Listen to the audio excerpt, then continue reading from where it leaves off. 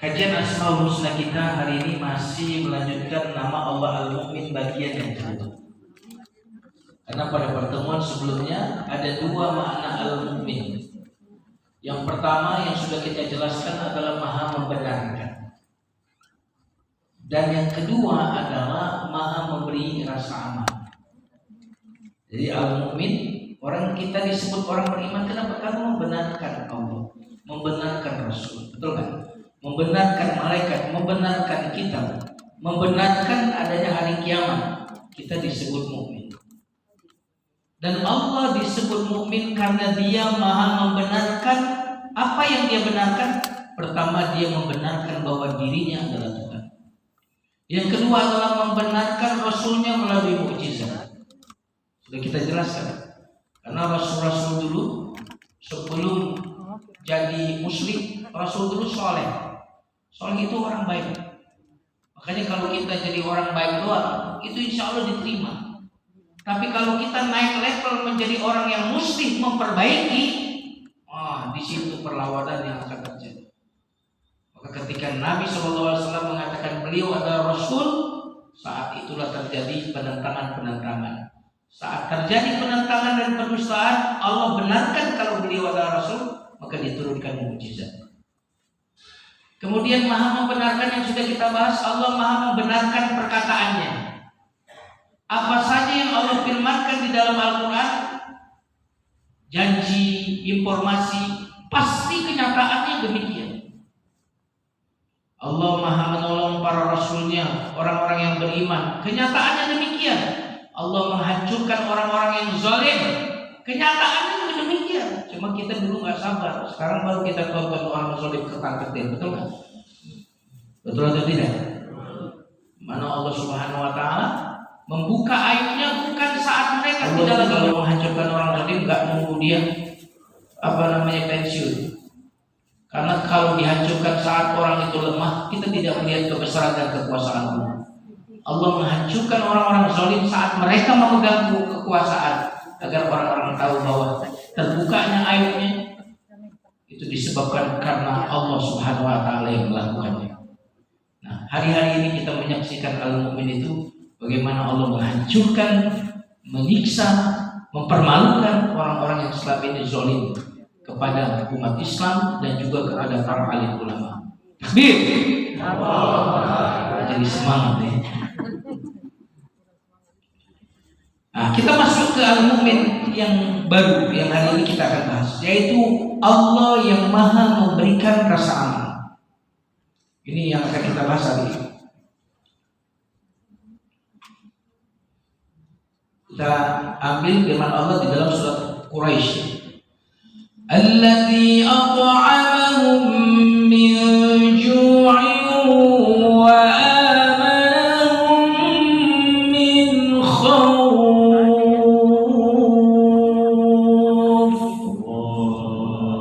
Wa amanahum dari kata mukmin, dari akar katanya aman, mukmin aman. Amanah Maha memberikan aman dari rasa takut. Maka makna yang kedua dari Al-Mu'min adalah Allah yang Maha memberikan rasa aman. Yang pertama rasa aman dari apa? Dari kezaliman Allah. Nggak ada yang dizalimi oleh Allah. Kenapa? Karena Allah Mu'min. Maka semua makhluk, bahkan orang kafir pun tidak akan pernah dizalimi oleh Allah. Orang-orang yang beriman tidak ada yang dizalimi oleh Allah, aman. Makanya dalam sebuah riwayat ada seorang Badawi tanya kepada Nabi, "Ya Rasulullah, ma yuhasibun nas yaumal qiyamah?" Wahai Rasulullah, siapa nanti yang akan menyidang, mengadili, menghisap manusia pada hari kiamat? Mungkin dia bimbang, jangan-jangan yang menghisap nanti malaikat Jibril, yang menghisap malaikat Mikail. Tapi apa kata Rasulullah? Yang akan menghisap manusia pada hari kiamat adalah Allah. Ketika mendengarkan itu, seorang Arab Badui kalau kita bilang Badawi, tertawa.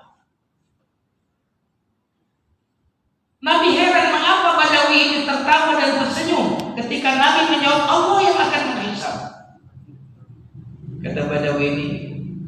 Allah yang menghisab aman. Kenapa? Nggak akan terzalimi. Coba kalau yang mengadili kita jaksa sama hakim, bisa nggak kita dizalimi? Kalau kita dihakimi oleh atasan kita, bisa nggak atasan itu zalim? Rata-rata yang zalim itu bukan bawahan, rata-rata yang zalim itu atasan, betul nggak? Betul atau tidak? Rata-rata kalau di keluarga yang zalim itu istri atau suami?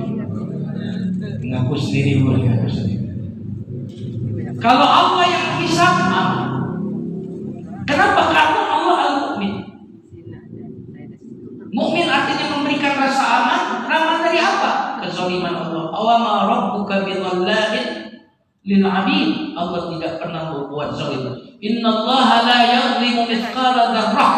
Sebesar dzarrah pun Allah tidak pernah zalim. Jadi kalau ada yang mengatakan, Ustaz, buktinya saya sudah berbuat begini, berbuat begitu, berbuat begini, kok saya ini merasa kok Allah itu gak adil, berarti Allah zalim. Dengarkan ini, kita boleh menghakimi Allah zalim apabila pengetahuan kita sama besarnya dengan pengetahuan Allah. Saya ulangi. Boleh nggak kita mengatakan Allah itu zalim? Boleh, tapi ada syarat. Kalau pengetahuan Anda sama dengan pengetahuan Allah, maka Anda boleh menghakimi Allah itu zalim. Tapi kalau pengetahuan kita jauh dari pengetahuan Allah, maka Anda tidak berhak untuk menghakimi Allah itu zalim. Betul atau tidak? Betapa banyak kesulitan kita di hari ini menjadi keberkahan di hari esok. Coba perhatikan kisah bagaimana kisah Nabi Musa dengan Nabi Khidir dalam surat Al-Kahfi. Bagaimana Nabi Musa melihat itu sebuah kezaliman, ada perahu diapain? Dibolongin, zalim. Ada anak kecil dibunuh tanpa dosa, zalim. Tapi apa yang terjadi ketika Nabi Khidir membuka tabir itu? Semuanya adalah kebaikan. Maka kita boleh mengatakan Allah itu zalim apabila pengetahuan kita menyamai pengetahuan Allah Subhanahu wa taala. Jamaah sekalian yang dimuliakan Allah Subhanahu wa taala. Jadi tidak ada kezaliman. Yang ada apa? Keadilan.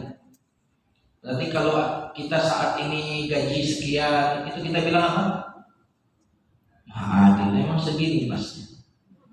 Kadang-kadang ada orang yang bekerja di perusahaan, enggak adil nih perusahaan. Saya ini mestinya gajinya sebulan di perusahaan itu 70 juta nih.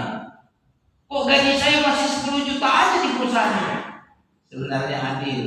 Kalau Anda merasa gaji Anda lebih dari itu, mestinya Anda sudah resign dari kantor itu dan akan berebut perusahaan yang lain untuk meng-hire Anda. Betul?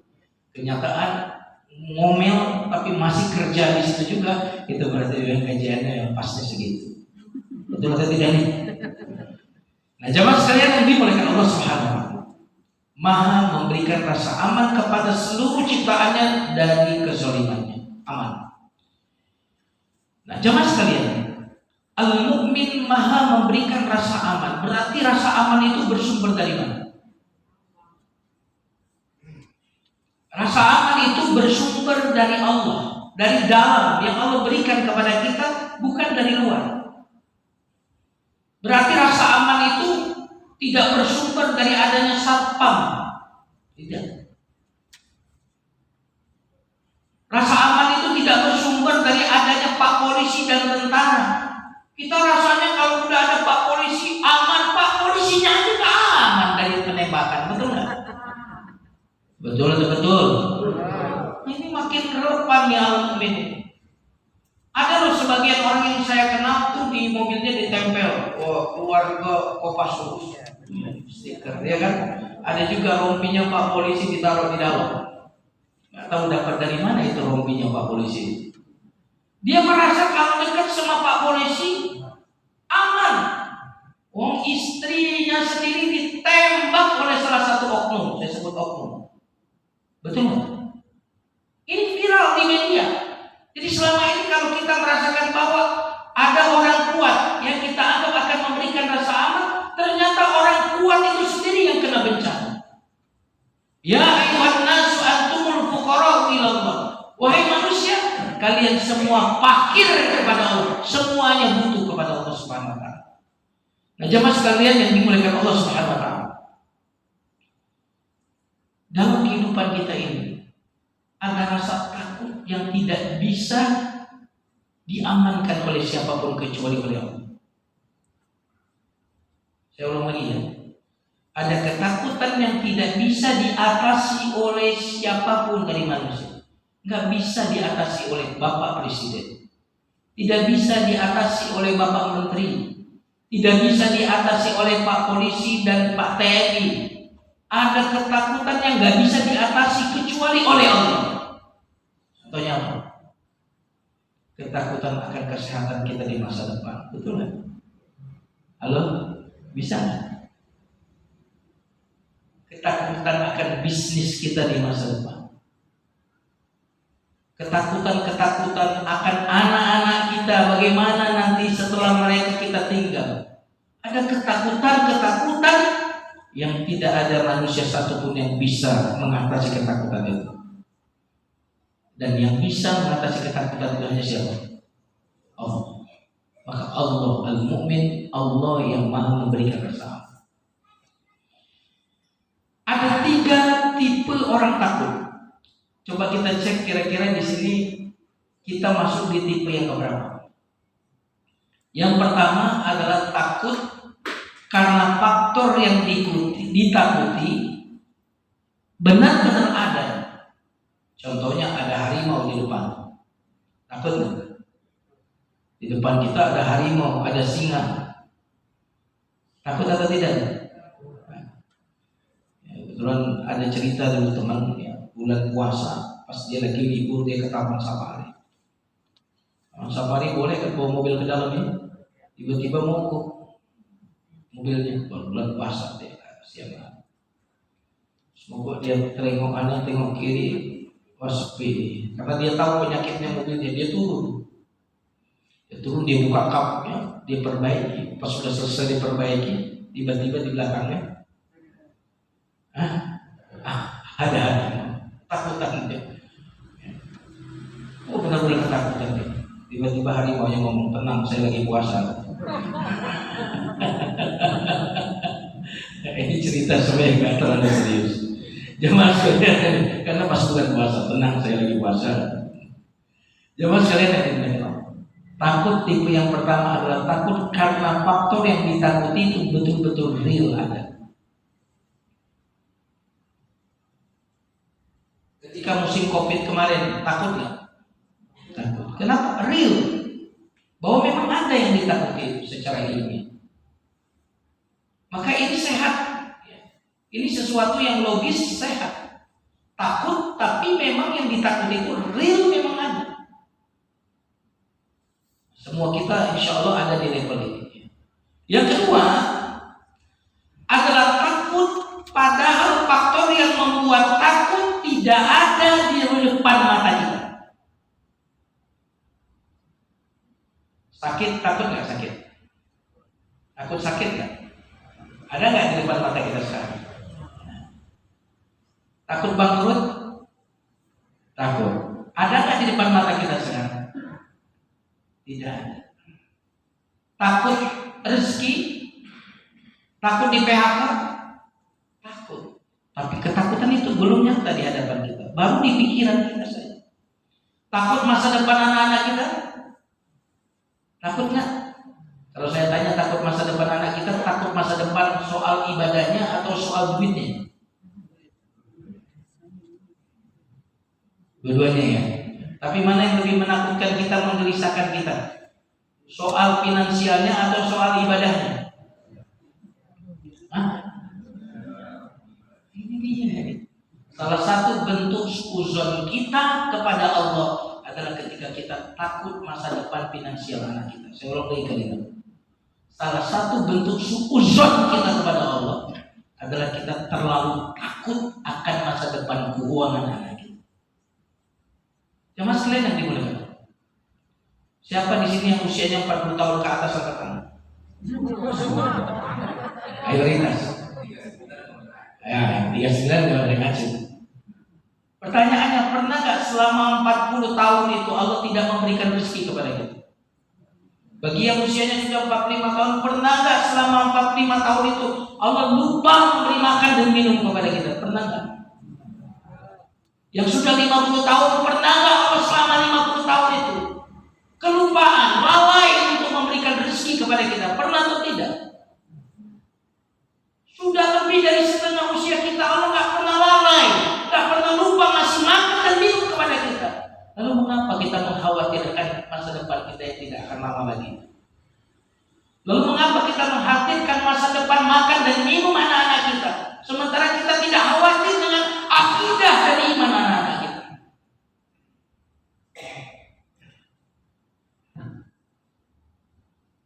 Jadi tegang.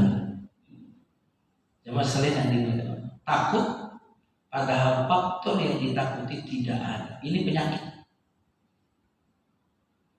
Ini takut sebelum mendahului ketakutan yang sesungguhnya. Orang-orang yang takut itu memperpanjang rasa takut. Mestinya yang dia takut itu datangnya 5 tahun lagi. Mestinya. Nah sudah dia taruh ke sini, padahal masih lama. Berarti panjang sekali rasa takutnya. Jadi silakan kalau mau takut silakan nanti aja pas ketemu. Janganlah matahari, janganlah awan esok membuat Anda tidak menikmati matahari hari ini. Setuju atau tidak?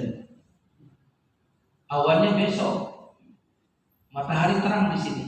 Takut awan besok membuat kita tidak menikmati hari ini. Nah, jamaah sekalian yang dimuliakan, rasa takut yang paling banyak ini menghinggapi banyak orang di dunia ini adalah takut jenis ini. Buktinya apa? Perusahaan asuransi tumbuh. Mohon maaf yang kerja di perusahaan asuransi. Saya sedang tidak membahas apa hukum asuransi. Tanya ke Ustadz Fikih lah kali. Saya mau tanya, kenapa perusahaan asuransi itu tumbuh? Ayo. Kenapa? Karena banyaknya orang-orang yang takut masa depan. Betul atau tidak? Nah, pertanyaannya, apakah perusahaan asuransi itu bisa berdiri kalau yang ditakuti banyak orang itu pasti terjadi? Berani nggak dia berdiri? Seandainya yang dikhawatirkan oleh manusia itu kebanyakannya 80% terjadi, berani nggak dia mendirikan perusahaan itu? Berarti perusahaan itu berdiri asal atas dasar riset.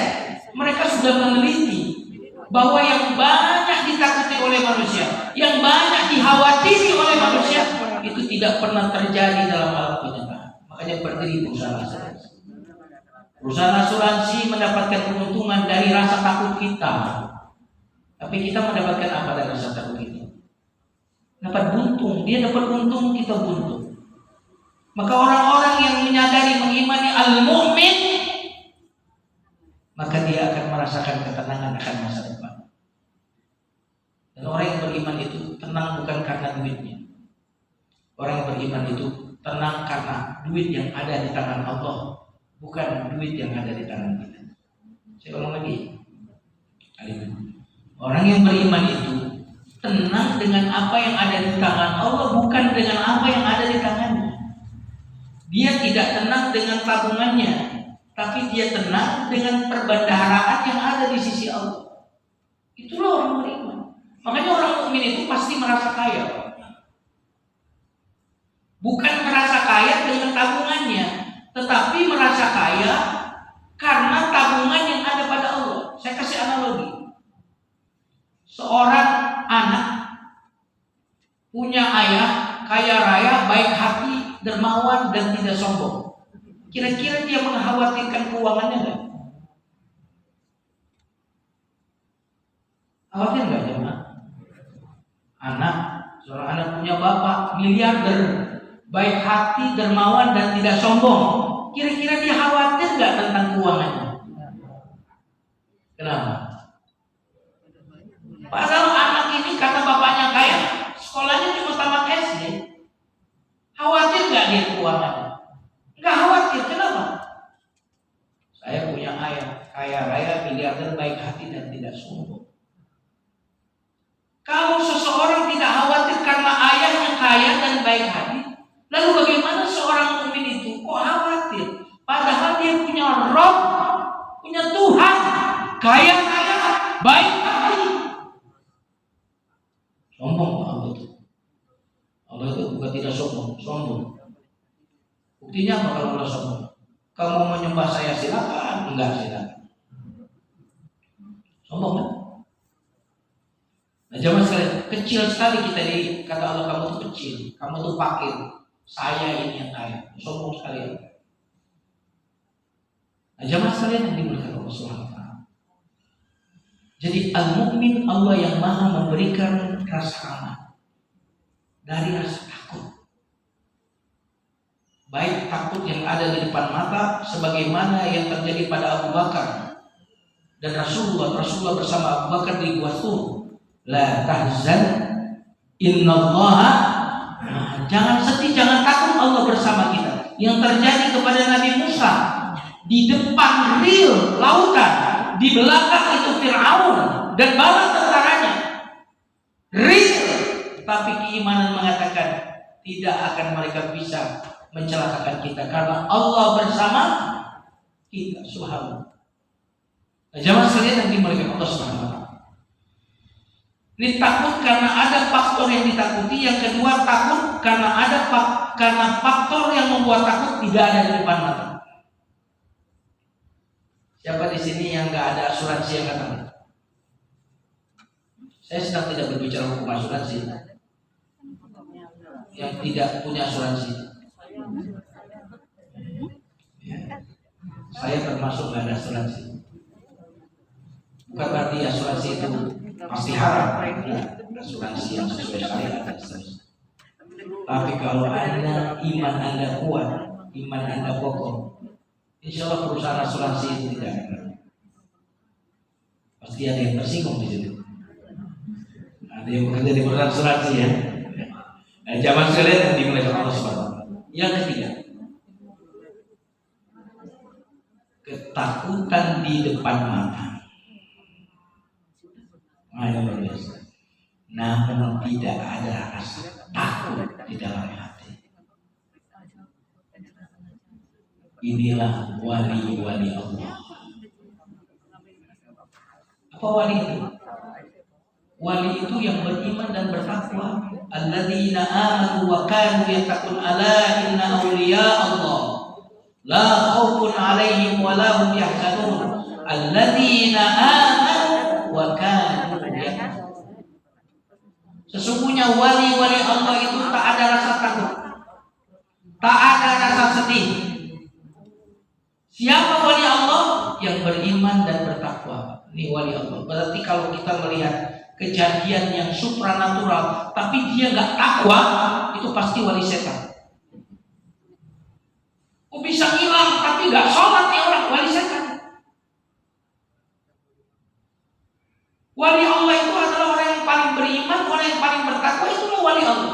Makanya kalau kita nemuin ada orang sangat beriman, sangat bertakwa, jangan pernah menzalimi dia. Kenapa? Kemungkinan besar dia adalah wali Allah. Makanya wali Allah itu pasti rajin tahajud. Jadi kalau ada wali gak pernah tahajud, pasti bukan wali Allah.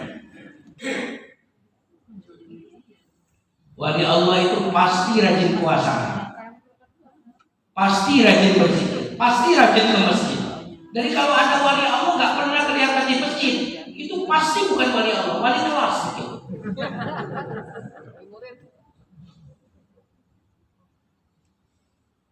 Siapa wali Allah itu? Wali Allah itu pasti sahabat Nabi itu wali Allah semua. Sahabat Nabi itu pasti wali Allah semua. Siapa wali Allah? Wali Allah itu para ulama. Jika ulama bukan wali, maka gak ada wali di dunia. Saya ulang lagi kalimatnya. Ya, Imam Syafi'i itu pasti wali karena disepakati keulamaannya. Imam Abu Hanifah itu pasti wali karena disepakati ulamaannya seluruh dunia. Jika ulama itu bukan wali, maka gak ada wali di dunia. Nah, jamaah sekalian yang dimuliakan, ketakutan di depan mata namun tidak ada rasa takut. Ini luar biasa. Bagaimana contohnya? Ketika terjadi perang Badar. Perang Badar itu kan awalnya tidak direncanakan dalam kisah. Nabi itu ingin mencegat kafilah. Jadi yang disiapkan oleh Nabi hanya 200 orang untuk mencegat kafilah dagang itu. Ternyata endingnya mereka mampu menginformasikan kepada orang-orang kafir di Mekah itu. Lalu mereka membawa tentara sebanyak 1.000 orang, lengkap senjata, 1.000 lawan 200 orang. Jamaah sekalian yang dimuliakan, besok perang. Kira-kira kalau besok perang, kemungkinan itu kalau perang itu yang terjadi mati, cacat seumur hidup, betul nggak? Terluka-luka, itu kemungkinan besar. Nah, kalau besok terjadi perang, kira-kira bisa tidur nggak? Bisa tidur nggak? Orang besok mau perang, malamnya bisa tidur nggak? Tidak akan bisa tidur. Tapi apa yang terjadi dengan pasukan kaum muslimin dalam surat Al-Anfal? إِذْ يُغَشِّيكُمُ النُّعَاسَ أَمَنَةً مِّنْهُ. Dan ingatlah kata Allah ketika Allah mengirimkan rasa kantuk kepada kalian sebagai rasa aman. Sebut rasa aman. Makanya ngantuk tidur di saat suasana itu sangat menyedihkan, sangat menakutkan, maka tidur seperti itu adalah tidur yang datang dari Allah. Makanya tidur itu adalah tentara Allah. Pasukan orang-orang yang beriman tidur malam hari, ya, sehingga besoknya mereka fresh, segar. Kalau kurang tidur malam hari, besok lemes. Kita tahu bagaimana Nabi waktu dikepung rumah beliau untuk hijrah, orang-orang kafir dibuat ngantuk tidur sehingga Nabi bisa keluar dari tempat itu. Betul atau tidak? Makanya kita tuh jangan macam-macam. Allah itu punya tentara yang bernama tidur. Kalau kita bawa mobil nyetir 2 detik aja kita ngantuk, habis selesai. Jadi orang-orang yang petantang-petenteng yang sombong itu bagi Allah mudah untuk mencelakakan mereka.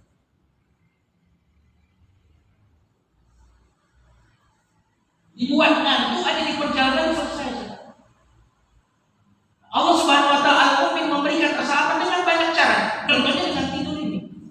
Seorang ibu meninggal putri kesayangannya, putri tunggalnya. Kira-kira saat sehari 2 hari bisa tidur nggak tuh ibu? Bisa tidur nggak? Nggak akan bisa tidur. Tapi ada sebagian orang di saat sedih duka yang begitu luar biasa, tiba-tiba diberikan tidur yang sangat nyenyak oleh Allah Subhanahu wa taala. Berarti tidur dari siapa ya? Berarti tidur itu bisa datang dari Allah. Di saat takut yang luar biasa, di saat sedih yang luar biasa, tapi kita diberi tidur. Allah memberikan rasa aman di dalam hati kita. Tapi kira-kira kalau tidurnya ngantuknya di pengajian, itu tidur datang dari siapa?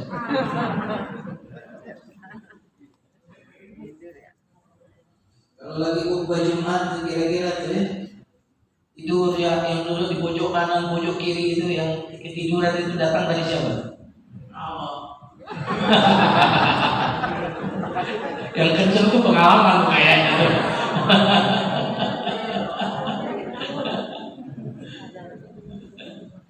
Jamaah sekalian nanti boleh.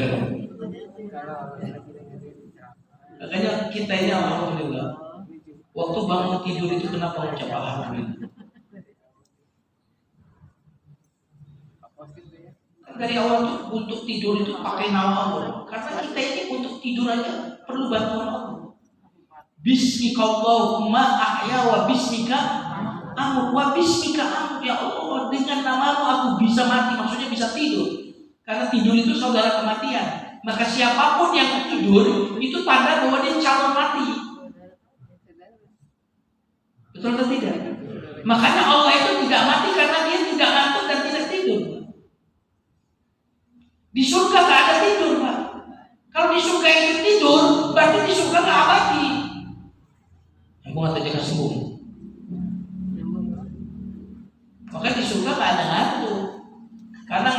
tidur itu tanda orang capek. Di surga nggak ada capek. Di surga itu makin muda, makin kuat tuh di surga. Makanya nggak ada orang tua di surga itu. Orang tua nggak masuk surga, benar nggak? Maksudnya tuh mudah lagi, Pak. Ya, kita ini yang seumur nanti kita di surga. Ya, itu maksudnya. Nggak usah sedih ya. Insya Allah jadi mudah lagi. Nah, jamaah sekalian yang dimuliakan Allah Subhanahu wa Ta'ala.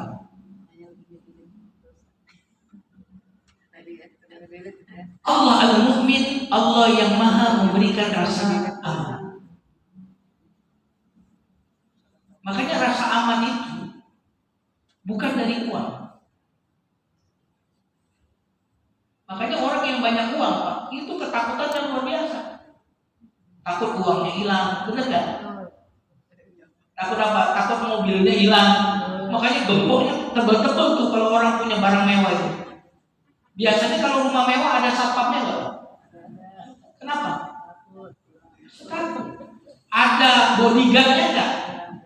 Justru bodyguardnya juga yang bikin masalah. Tapi bisa begitu. Rasa aman itu datang dari Allah. Makanya di negara-negara yang maju seperti Amerika, Pak, kalau kita datang ke bandaranya itu, mereka itu curiganya luar biasa. Jadi orang tuh kalau bukan banyak duit banget, itu sudah bolak-balik ke sana, Pak, untuk bisa ke Amerika itu susah sekali. Walaupun sudah dapat visa bisa dibalikin lagi ke Indonesia.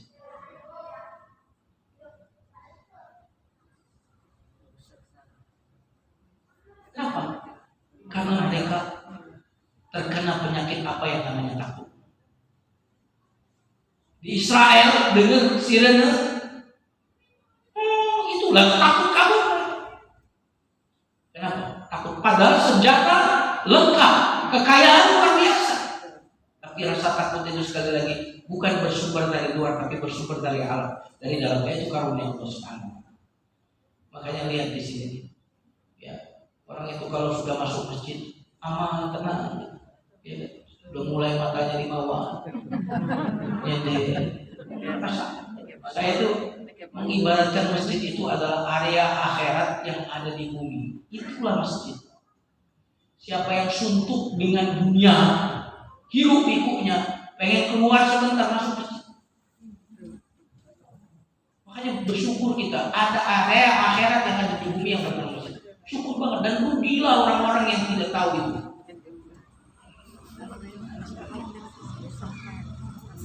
Nanti kalau udah tenang lagi, kita masuk lagi ke dunia, sudah fresh lagi. Itu luar biasa masjid ini, karunia Allah untuk kita semuanya. Jamaah sekalian yang dimuliakan Allah Subhanahu wa Ta'ala. Jadi jangan mencari obat kulit dari orang yang kurapan, ya. Jangan mencari rasa aman dari orang yang juga ketakutan.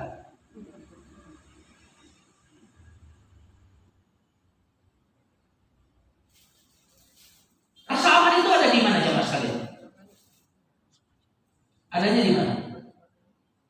Di sini, di hati. Hati ini milik siapa? Hati ini milik siapa? Milik Allah. Ada ayat dalam surat An-Najm. Ini menarik. Wa annahu huwa adhaka wa abka. Dan dialah Allah yang membuat kalian tertawa, wa abka, dan yang membuat kalian menangis. Subhanallah. Itu ayat luar biasa. Yang membuat orang tertawa adalah Allah. Wa annahu huwa adhaka. Dialah Allah yang membuat tertawa, wa abka, dan membuat menangis. Makanya tawa itu universal, betul atau tidak? Nggak ada tawa Amerika, nggak ada. Tawa Jawa, nggak ada. Tawa Sunda, ada nggak? Nggak ada. Dan semua orang tertawa itu pakai huruf H. Kecuali di WA, waka waka waka waka. Orang kalau ketawa pakai huruf H, Pak. H itu dari kata huwa dia Allah. Menangis kesakitan juga pakai huruf H ujungnya. Aduh, H itu Allah. Dialah yang membuat kalian menangis. Jadi senang tidak senang siapa yang memiliki Allah di dalam hati. Dan siapa yang Allah berikan rasa aman? Allah berfirman dalam surat Al-An'am ayat 82. Alladzina amanu wa lam yalbisu imanahum bidzulmin ulaika lahumul amn. Ulaika lahumul amn wa hum muhtadun.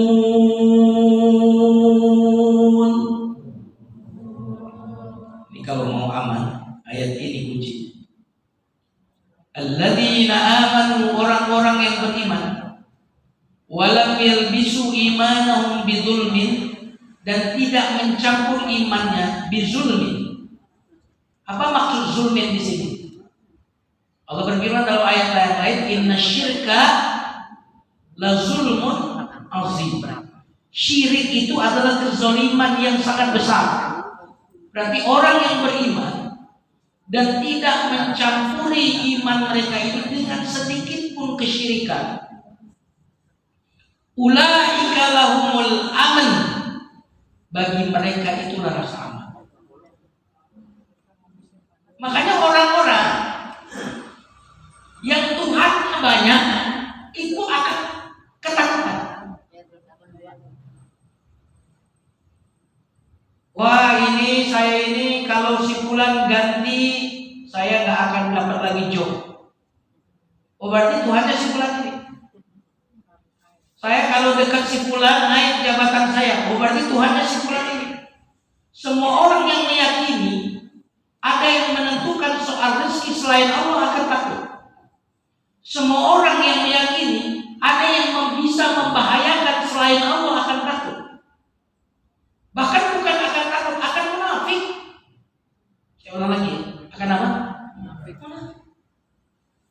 Ketika kita meyakini nasib kita itu ada di tangan si fulan, maka kita akan cermat pada orang itu. Ustadz juga bisa begitu. Ustadz yang meyakini bahwa dia ceramah di tempat A, di B, itu yang manggil adalah Bapak Fulan, Bapak Fulan, Bapak Fulan. Dia akan cermat kepada Bapak Fulan, sehingga ceramahnya akan sesuai selera Bapak Fulan. Betul atau tidak? Ustadz yang meyakini dia masuk TV karena dekat sama Mas Fulan, maka dia akan cermat kepada Mas Fulan itu, akan menuruti apa yang dimau oleh TV, biar dia masuk TV. Ketakutan yang luar biasa. Ketika ganti produsernya, ganti ustadznya, ketakutan. Ganti pengurus masjid, ganti ustadz juga, ketakutan dia mau ganti ini. Tapi ketika kita mengatakan bahwa saya diundang ke masjid, itu Allah yang undang. Yang ngasih rezeki saat saya bekerja di kantor A, itu siapa yang ngasih rezeki? Allah yang ngasih rezeki. Waktu saya di PHK dari kantor itu, yang ngasih rezeki siapa? Siapa yang ngasih rezeki? Allah. Waktu suami masih ada, yang ngasih rezeki siapa? Yang ngasih rezeki siapa? Allah. Waktu suami telah tiada, siapa yang ngasih rezeki? Allah. Ada yang berubah nggak?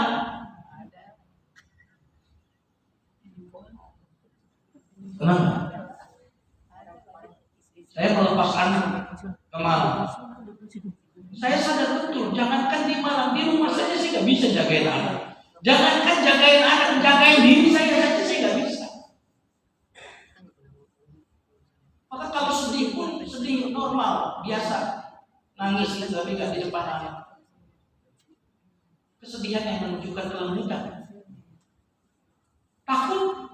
Karena saya sudah titipkan anak saya kepada Allah. Dan saya bilang, di dekat rumah pun ayah nggak bisa jaga. Kamu jangan lupa baca doa pagi dan sore. Jangan, itu yang saya ingatkan. Sudah baca zikir pagi sore?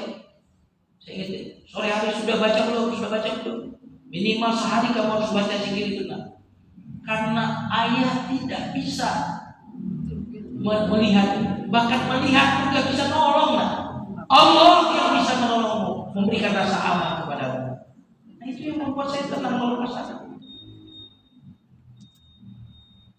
Sama sekali nanti betul. Jadi kunci daripada rasa aman adalah tauhid. Apa? Saya mau kasih analogi. Ada anjing galak di Pondok Indah. Saya sebut Pondok Indah. Kenapa sebut Pondok Indah? Orang-orang banyak duit biasanya punya banyak anjing. Biasanya anjingnya besar atau kecil. Makanan dagingnya sehari berapa kilo? Kalah gitu. Itu kalau kita ketemu anjing seperti itu, takut atau tidak? Takut. Nah, sekarang ketemu anjing itu, kira-kira yang aman, kita lari kemana? Lari ke pohon, Ustaz. Bisa manjat pohon ini anjing ini. Nah, itu luar biasa. Lari ke yang punya.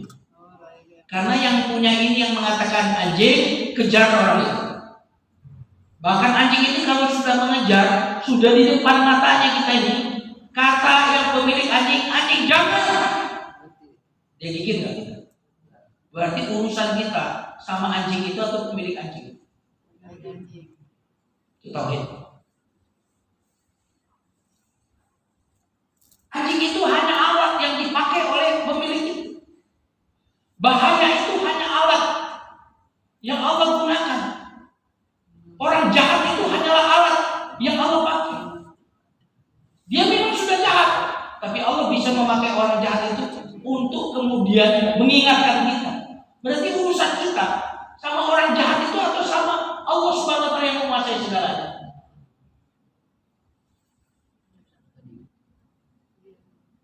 Makanya kalau kita yang orang sudah beriman, pastinya sudah bahagia kita. Saat ini nggak nunggu nanti,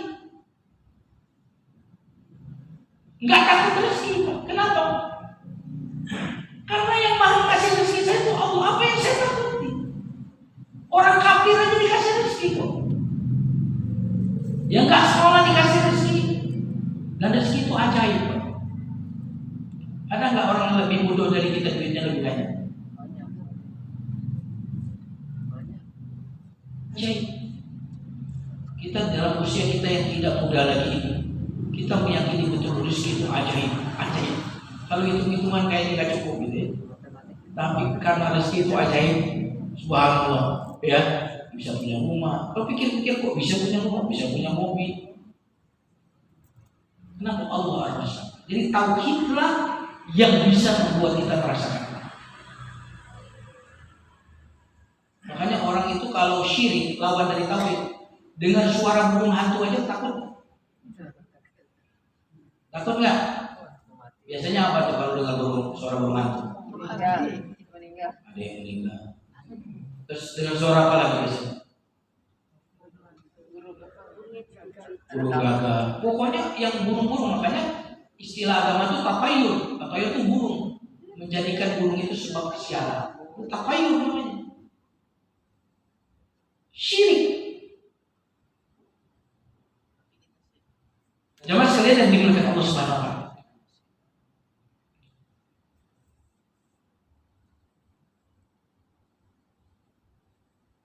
Di dalam surat 41 ayat 30 sampai 31. Ini Allah Maha memberikan rasa aman. Salah satu tadi dengan tauhid. Allah juga memberikan rasa aman dengan istiqomah. Dengan apa? Istiqomah. Surat 41 ayat 30 sampai 31. Innal ladzina qalu rabbuna Allah tsumma istaqamu tatanazzalu 'alaihimul malaikatu alla takhafu wa la tahzanu. Ini kalau kepengen enggak takut enggak sedih ini yang mulia. Sesungguhnya orang yang mengatakan Rabbku adalah Allah. Rabb itu apa sih? Rabb itu yang ngasih rezeki, yang menciptakan, yang memilikiku, yang mengurusku, yang menjagaku. Rabb itu Rabb. Rabb itu kalau dalam konteks manusia itu, contohnya ayah kita itu Rabb kita. Kalau tumbuhan, Rabbnya Pak Petani. Pak Petani yang menyirangi, menjaga tanaman itu Rabbnya. Tanaman itu Pak Petani. Kalau peternak, Rabbnya itu yang punya ternak itu Rabbnya. Nyambung ya? Di rumah tangga siapa robnya? Robnya ayah ibu kita. Lihat robnya ayah ibu kita. Anaknya sudah disediain obat, sudah disediain kasur, sudah rob karena dia rob di rumah. Makanya rob itu bisa untuk manusia, bisa untuk Allah. Ketika pamannya Nabi, kakeknya Nabi bertemu dengan Abraha, mana untaku? Kata Abraha, saya kesini menghancurkan Ka'bah kok nanyain untamu. Kata kakeknya Nabi Abdul Muttalib, saya ini robnya unta. Kalau Ka'bah yang mau hancurkan itu Allah robnya. Urusan Ka'bah kamu urusan sama Allah karena Allah robnya. Urusan unta yang dicuri oleh aparat-aparatmu itu aku robnya. Aku pemiliknya.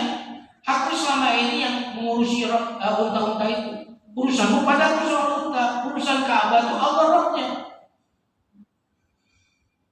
Orang-orang yang mengatakan robnya Allah, ini luar biasa.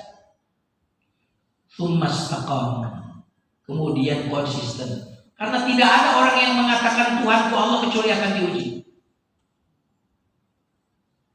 Makanya kalau lagi sekarang ini lancar-lancar rezeki lalu kita mengatakan Rabbku adalah Allah, itu bukan ujian keimanan. Tapi kalau kita di PHK, lagi sakit, lalu kita mengatakan Rabbku Allah, itu berarti orang itu tsumastaqam. Hasiban nasu ayyutraku ayyaqulu amanna wa hum la yuftanun. Apakah manusia mengira dibiarkan berkata beriman lalu tidak diuji? Tsumastaqamu. Makanya kalau mau lihat wali Allah itu, lihat dia hidupnya penuh ujian dan istiqomah. Kalau dia sudah diuji, ancaman, nggak ada takutnya, tetap istiqomah, diuji dengan uang, tetap konsisten, kemungkinan orang itu wali Allah. Kalau sudah demikian, wali Allah itu nggak ada takutnya. Allah takhafu wala tahzan. Nggak takut, nggak sedih. Makanya wali Allah itu nggak takut, nggak makan, nggak takut rezeki, nggak sedih. Ini luar biasa. Pertanyaan saya sebenarnya nggak takut, nggak sedih itu adanya di mana? Di surga atau di dunia? Yang nggak ada takutnya, nggak ada sedihnya di surga atau di dunia? Di surga. Tapi ayat ini berbicara tentang di dunia. Ini berarti ada orang yang sudah masuk surga sebelum surga akhirat. Siapa mereka? Melihat. Bukan karena fasilitasnya oke. Kalau orang itu tidak sedih dan tidak takut karena fasilitas, berarti bukan karena pemberian Allah. Tapi mereka adalah yang tidak takut, tidak sedih karena Allah Rabbnya. Ini luar biasa. Nah, jemaah sekalian yang dimuliakan Allah Subhanahu wa taala. Yang terakhir,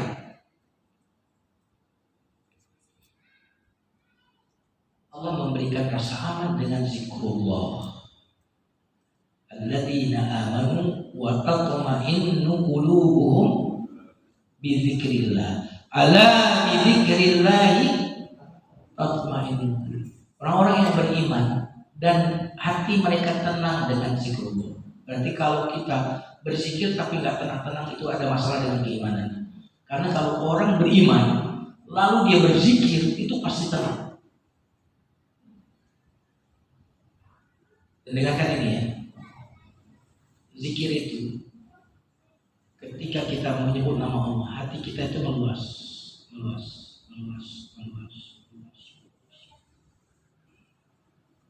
Sehingga dalam hati yang luas, kesedihan itu menjadi kecil. Tapi tidak zikir, hati menyempit. Apa yang terjadi ketika hati masalah kecil menjadi besar.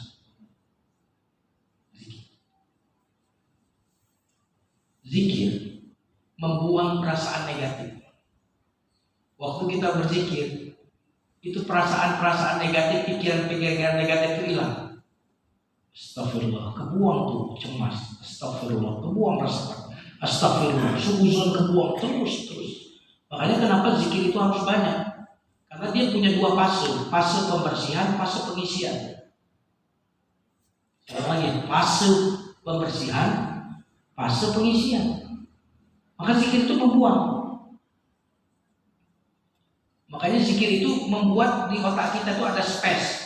Karena kita ini banyak sekali pikiran yang masuk tanpa kita sadari, sehingga ini full full memori. Maka kita tidak punya kreativitas berpikir, kenapa full memori? Maka zikir itu kemudian membuka space baru agar kebaikan itu bisa diisikan. Seperti itu mekanisme. Nah, maka orang-orang yang berzikir itu, zikir itu rahasia kesaktian. Siapa yang ingin sakti hendaklah dia berzikir. Mungkin sebagian sakti maksudnya apa? Sakti dalam menghadapi godaan maksiat. Orang-orang yang zikirnya bagus itu biasanya kuat dia untuk menghadapi godaan. Tapi orang-orang yang hatinya tidak ada zikir itu seperti tubuh yang tidak dikasih makanan dan gizi lemes. Tapi kalau orang berzikir hatinya diberikan vitamin sehingga kuat untuk taat. Ini luar biasa zikir. Nah, jemaah sekalian diberkahi Allah, setelah kita membahas nama Allah Al-Mu'min ini. Allah yang pertama apa maknanya?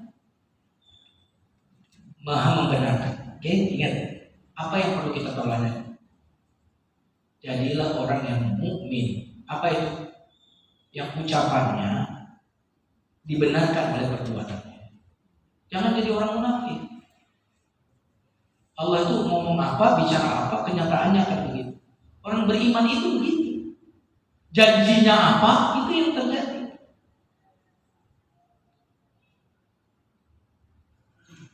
Lawan dari iman itu apa? Kalau nggak kafir yang munafik. Ada 3 kelompok manusia. Kafir luar sama-sama kafir. Mukmin luar dalamnya sama-sama iman. Kafir itu luarnya babi, dalamnya babi. Itu kafir. Mukmin luarnya madu, dalamnya madu. Oke, jelas kan? Madu di tangan kananmu, racun tangan kiri. Jelas alamatnya, namanya jelas. Bingung nggak milihnya yang mana? Bingung nggak milih yang mana? Madu di tangan kanan, racun di tangan kiri. Bingung milih nggak? Tapi orang beriman di Indonesia itu aneh. Dulu ada kontes pemilihan gubernur, satunya kafir, satunya beriman. Jelas nggak mana madu, mana racun? Masih ada orang beriman milih racun itu. Aneh. Nah, yang ketiga, munafik. Luarnya madu, dalamnya racun. Makanya orang munafik, Pak, itu sholat sebagaimana kita sholat. Pakaiannya muslim. Gelarnya bisa ustadz, kiai, haji. Makanya ketika Allah berbicara berbicara tentang munafik di surah Al-Baqarah, kalau orang beriman itu Allah bicara 4 ayat, orang kafir bicara 2 ayat. Di awal surah Al-Baqarah bicara orang munafik belasan ayat. Bahkan ada surat Al-Munafiqun. Kenapa? Detail. Kalau ngomong itu bisa kagum kita dengan omongan, bisa tersihir oleh tampilannya. Nah, kita sebagai orang yang mengimani Allah Al-Mu'min, berarti Allah Maha benar. Benar perkataannya, benar perbuatannya. Maka kita menauladani Allah Al-Mu'min. Harus benar perkataan kita, harus benar perbuatan kita. Jangan ada pengkhianatan dalam perbuatan kita. Itu yang pertama. Yang terakhir, yang kedua, apa makna Al-Mu'min? Memberikan rasa aman. Berarti orang yang beriman itu adalah yang orang lain merasa aman dan nyaman. Aman hartanya kalau berinteraksi, kalau ngutangin aman. Aman kehormatannya dari riba. Aman anak-anaknya. Pokoknya tetanggaan sama orang mukmin aman, itu orang beriman. Tapi kata Nabi, demi Allah tidak beramal, demi Allah tidak beriman, demi Allah tidak beriman. Yang kita pertaruhkan iman. Siapa yang Rasulullah tidak beriman? Adalah orang yang tetangganya tidak aman dari gangguan. Mudah-mudahan kajian Asmaul Husna ini bisa membuat kita makin yakin bahwa Allah lah yang Maha memberikan rasa aman, dan membuat kita orang yang memberikan rasa aman, terutama kepada istri kita, anak-anak kita, tetangga kita, sehingga orang lain itu melihat Islam dalam setiap gerak dan perilaku kita. Amin ya Allah. Silakan kalau ada yang ingin bertanya.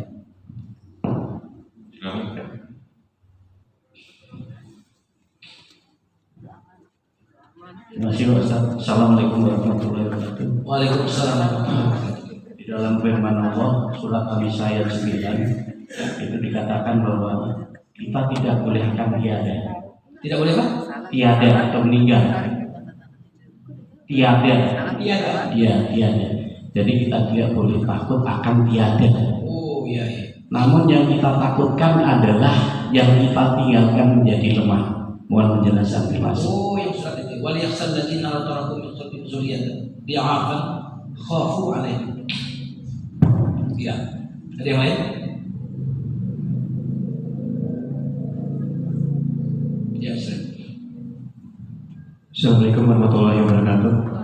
Ustaz, saya mau menanyakan tentang analogi-analogi yang telah dijelaskan tadi dari kajian mukmin itu tentang rasa aman, rasa takut miskin, takut masa depan, dan ternyata intinya harus ada di dalam diri kita itu harus ada tauhid, ada istiqomah, dan ada zikir. Dan kita sebagai umat Islam, umat mukmin ini, bagaimana cara menghadirkan dan mengimplementasikan dari yang mentadaburkan Asmaul Husna ini? Demikian. Assalamualaikum warahmatullahi wabarakatuh. Ya. Pertanyaan yang sangat bagus ya. Langsung atau ada lagi? Langsung ya. Yang pertama, firman Allah yang berbunyi wal yakhshal ladzina law taraku min khalfihim dzurriyyatan dha'afan khafu 'alaihim wal yattaqullaha falyaqulu qawlan sadida. Ya. Hendaklah orang-orang itu khawatir atau takut meninggalkan generasi yang lemah. Apa yang dimaksud generasi yang lemah di sini adalah lemah iman. Ya, lemah iman, lemah tauhid. Makanya ayat berikutnya falyattaqillah. Kalimat berikutnya wal yakhshal ladzina taraku min khalfihim dzurriyyatan dha'afan falyattaqullah. Hendaklah bertakwa kepada Allah. Jadi yang ditakutkan itu generasi kita itu lemah tauhidnya, lemah imannya. Karena di dalam Al-Quran rata-rata kita akan menemukan ayat yang melarang sedih, melarang takut. Jangan takut, jangan sedih. Maka yang dimaksud lemah di sini bukanlah takut nggak makan, takut nggak minum. Tapi ayat ini lebih kepada orang tua yang harus mendidik anak-anak. Maksudnya begitu, fokusnya itu bagaimana orang tua itu mendidik anak-anaknya menjadi anak-anak yang kuat. Bukan fokusnya kepada khawatir. Tapi ini ayat ini perintah kepada orang tua untuk mendidik anak-anaknya menjadi generasi-generasi yang kuat.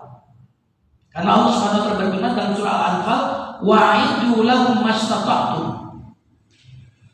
Hendaklah kalian mempersiapkan semampu kalian min kuatin, dari semua kekuatan. Siapkan kekuatan. Jadi ini perintah untuk membekali diri dengan kekuatan, bukan perintah untuk takut. Gitu. Lebih ke situ pesannya. Bukan perintah untuk takut, tetapi perintah untuk melakukan pendidikan buat anak-anak kita.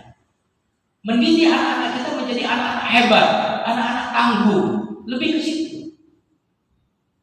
Bukan ayat ini arahnya takutlah anak-anak kamu, bukan begitu ayat ini. Kalau paham bahasa Arab bisa mendapatkan nilai. Tapi didiklah anak-anak ini agar mereka nanti menjadi generasi yang kuat. Dan kuat di sini lebih kepada tauhid, lebih kepada akidah, bukan kepada makan dan minum. Maka dalilnya apa? Wa wassa biha Ibrahim banihi wa Yaqub. Am kuntum syuhada'a idh hadara Yaqub al-maut idh qala li banihi ma ta'buduna min ba'di Apa kalian menyaksikan ketika Nabi Yakub kedatangan kematian, dia mau meninggal. Ketika dia berkata kepada anak-anaknya, ini nggak mungkin ayat ini bertentangan dengan ayat itu. Apa kata Nabi Yakub kepada anaknya? Ma ta'buduna min ba'di. Nah, nanti kalau ayah mati, kalian nyembah apa nah? Itu yang dikhawatirkan, ditanyakan oleh Nabi Yakub kepada anaknya ketika menjelang kematiannya. Kalau kita mungkin kita lupa ini, bukan ma ta'buduna min ba'di, tapi ma ta'buduna min ba'di. Nah, nanti makan apa ya kalau papa udah mati? Jadi di situ lebih kepada ketauhidan. Karena ayat-ayat Quran tentang rezeki itu begitu luar biasanya membuat kita tenang. Tak ada makhluk yang melata di muka bumi ini kecuali wajib bagi Allah memberikan rezeki. Sehingga ayat-ayat yang seperti ini bukan ketakutan soal rezeki, tetapi ketakutan soal iman dan akidahnya. Dan yang kedua, fokus ayat ini kepada didiklah anak-anakmu menjadi anak-anak yang kuat. Begini. Allah besar. Yang kedua, tentang mengamalkan Asmaul Husna. Asmaul Husna yang pertama Pak dipahami. Nah ini kita berarti sudah melakukannya hari ini.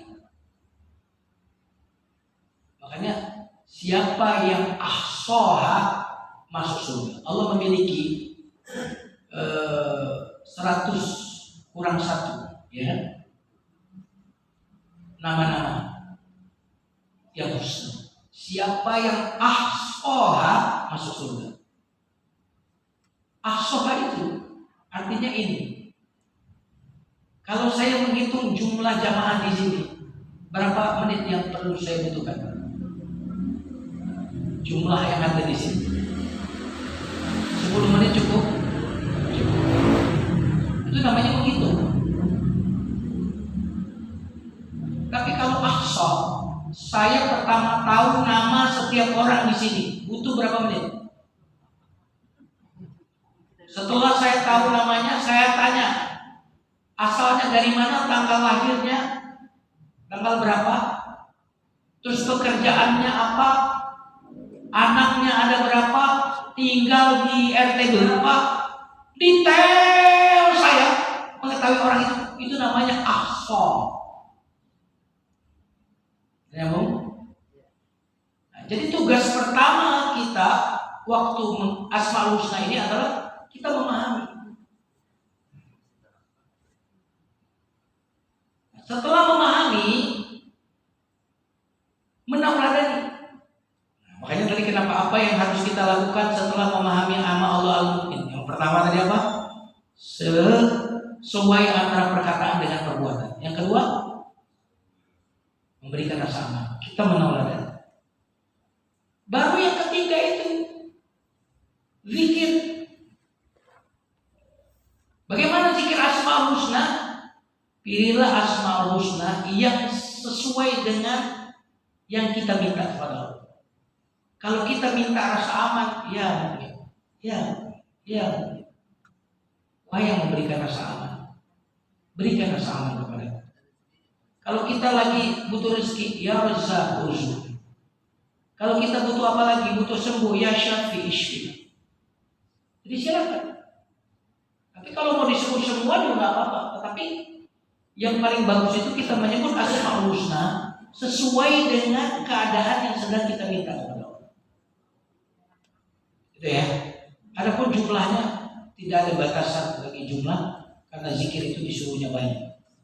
Sehingga tergantung. Kalau kita mau 100 boleh, mau 200 boleh, 1000 juga boleh. Wallahu a'lam bishawab. Silakan kalau yang lain.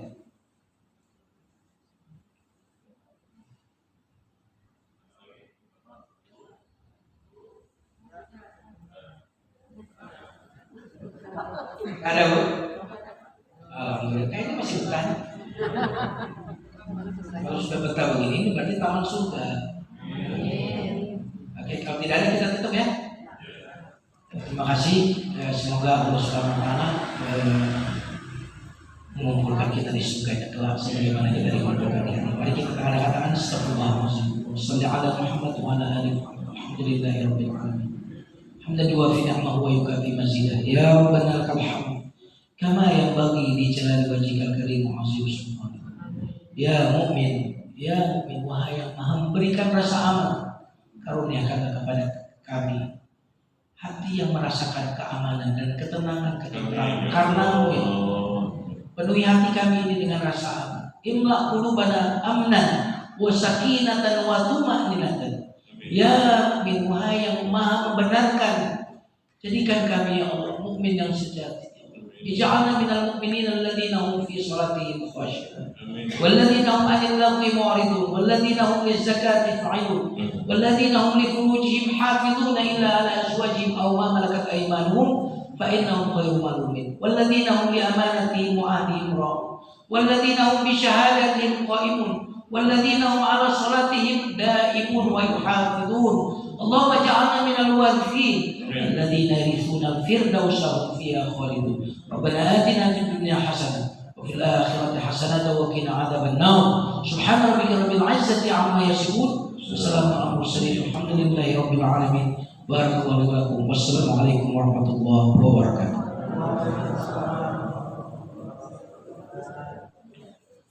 Jumat pagi nanti tanggal 19 kita mulai ada kajian Dr. Usman Ahmad Sarwan, kajian fikih. Pada ini baru pertama kali mau hadiran subuh tanggal 19 ada kajian awal Ustaz Dr. Ahmad Sarwan, kajian fikih. Biasanya kita hari Jumat, hari Sabtu dan Minggu. Hari ini hari Jumat pagi.